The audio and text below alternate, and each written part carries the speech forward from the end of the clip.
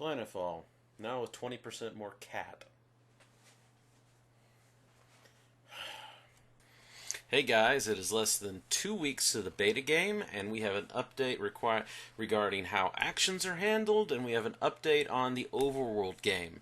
We've been working really hard on stuff. We decided to prioritize the action stuff before anything else. The overworld game is coming along, but is probably going to be implemented after the first beta. So I'm going to show you a taste of that, and then I'm going to get into actions. Let's get into it. Okay, so here's the familiar main menu of the app, but you'll notice that there's a brand new button down here. This is, well, this is so you can actually call the GMs during the game. It'll use if you have a cell phone and only if you have phone access, or if by some reason you have Wi-Fi and Skype, you can call me during game by hitting that button. It does actually call my actual cell phone, though, so don't be an asshole. Remember our first fucking rule, don't be a dick. Alright, so that's down here, and then over here we have the colonist record. I'm going to go in there. And we now have skills as before, and these are just my test skills that I have out. And then I'm going to click skill 1, and it gives me a generic action I built just for demonstration purposes, so I click on that. This is all familiar to anyone working with the action system before. And then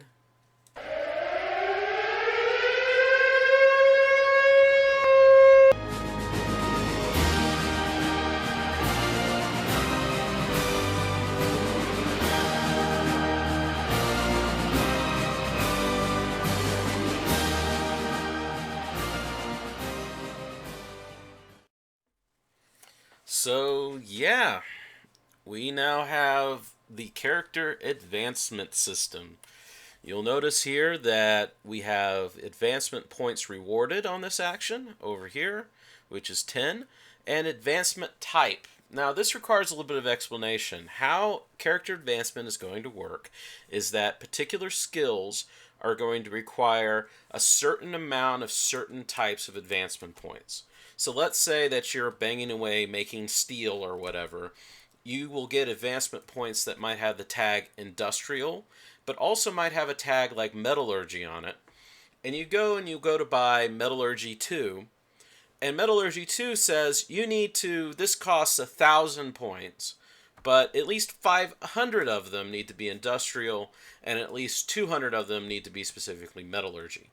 So the point of these advancement point types is that we go in and you can say, okay, I want to buy these things, and I want them to be, but I only have points for the things I've actually been working on.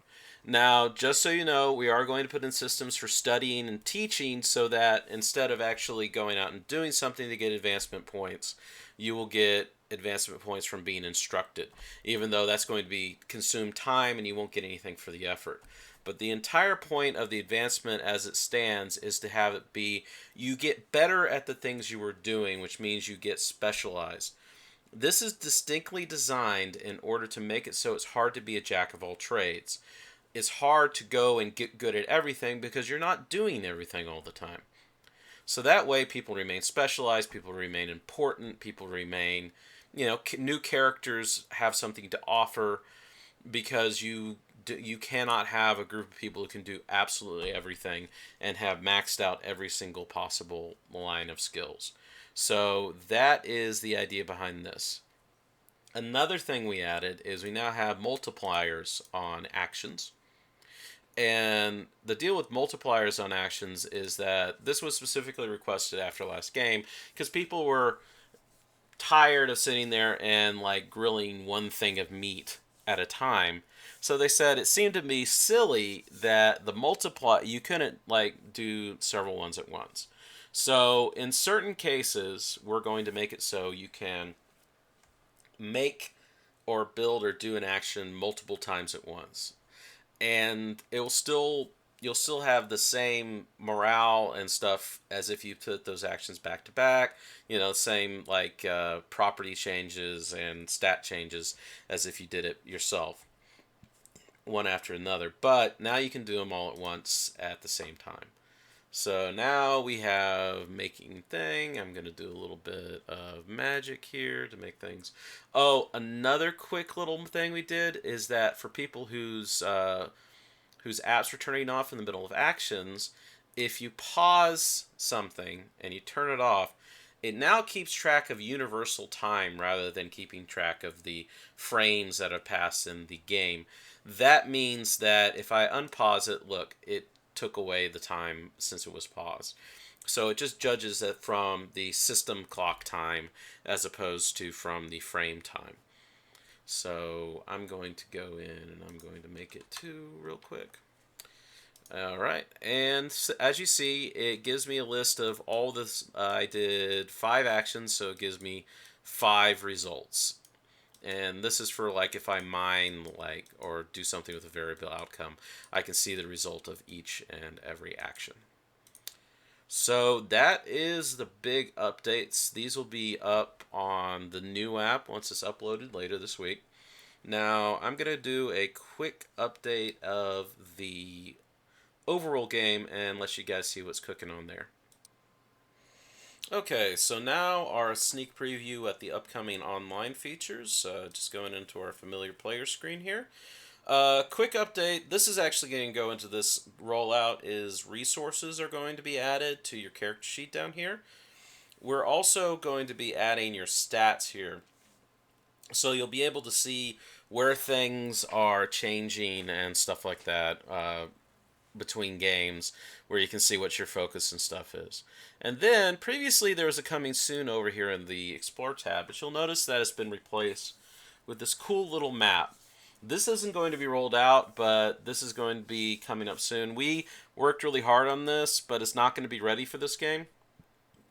So what we decided to do was focus on the multiplier and the advancement points stuff, since that's going to be in the first beta game, and we can just roll this out in the weeks following so that we can roll out the downtime game as part of like the post beta game 1 launch. So you'll notice we have this map, and this shows the sectors around the initial colony site. Eventually this is going to be much bigger. And you'll notice they have coordinates on them 1, 0, 2, 0, 3, 0, 4, -3, -2, -2. And what it is that this shows you what you can see in each of these sectors. This represents the 00s, of course, the initial colony site where we play in the live action game. And you can go into the drop side alpha object and you can see get its name, its coordinates, and a description and any special description that you have from a skill. So you can go and explore. Eventually what's going to happen is there's going to be a counter here that shows you what we're calling tau is. Tau is a play on triple meaning. It's a Greek letter. It looks like a little T and it's spelled T-A-U. It's used in place of time in certain physics equations, so that's a play on for us. It also is a little t for time, and also TAU, time allocation units. And what that is an abstract time counter. We're not going to say tau is exactly an hour or 4 hours or 8 hours, because that gets into a big argument of, well, it should really only take this amount of time to do something or whatever. But what tau represents is an abstract counter for the amount of time you have between games to do stuff.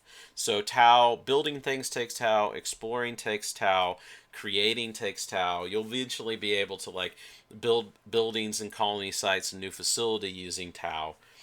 And that happens all during the downtime game. So let's hit explore. Right now you can hit this as many times as you want. Now, but eventually it's going to be you're going to be able to do that. There's a reason why we're not going to be launching this until it's ready.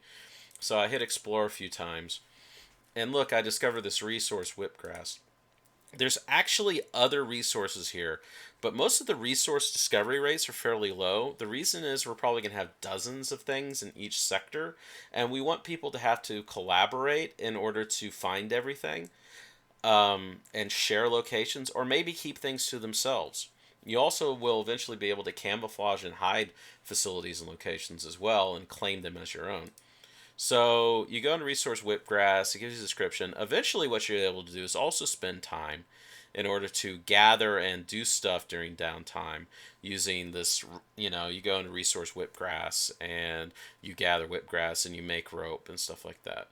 What we're really trying to do is make it so that the exploration kind of meta game that occurs online between games, it enhances and feeds back into the live action game, where this doesn't replace the live action stuff, but what it does is it adds more flavor and more things for people to interact over, talk about, have conflicts over, where it gives a sense of also expanse to it, but it also gives this kind of SimCity deal because you'll have things like people will be able to just build infrastructure. They'll actually be able to build roads, and this sector gets better and stuff. You might have to be able to pollute particular sectors if you're doing certain things there, and that has a deleterious effect on everybody's world object interactions inside that. So that's a preview of the exploration downtime game. This will not be rolling out this week. We will have that ready in the weeks following beta. When exactly? Our answer when it's done. And the last and final thing is that I'm real excited that all of you voted in the player council. I'm looking forward to working with everybody that you chose. And just a shout out to Clint and Emily and Sadie, that I think are great candidates, but also everyone was a great candidate. I don't think anyone had an easy choice to make as far as who to represent them.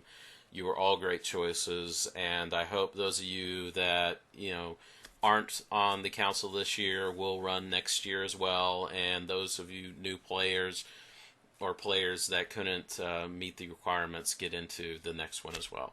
So I look forward to seeing you in 2 weeks. Buy your tickets if you haven't already.